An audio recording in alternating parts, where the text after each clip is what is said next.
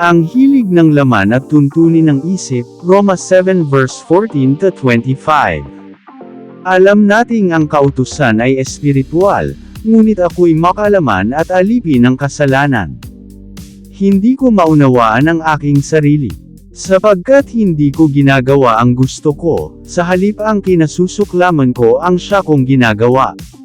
Ngayon, kung ginagawa ko ang hindi ko gusto, nangangahulugang sumasang-ayon ako na mabuti nga ang kautusan.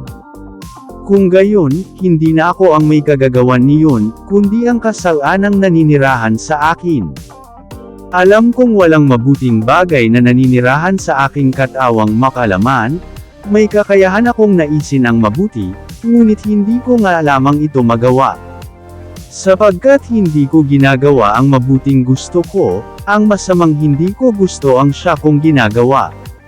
Kung ang ginagawa ko ay hindi ko nais, hindi na ako ang gumagawa nito kundi ang kasalanang naninirahan sa akin.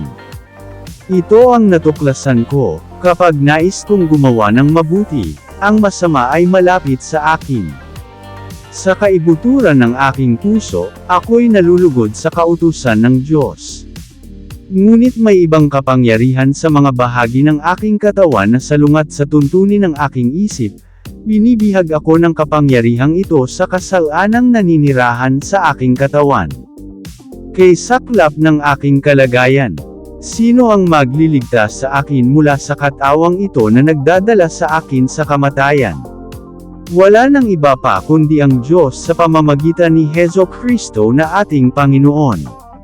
Salamat sa Kanya. Ito nga ang kalagayan ko, sa pamamagitan ng aking isip, pinaglilingkuran ko ang kautusan ng Diyos, ngunit sa pamamagitan ng aking katawang makalaman ay pinaglilingkuran ko ang tuntunin ng kasalanan.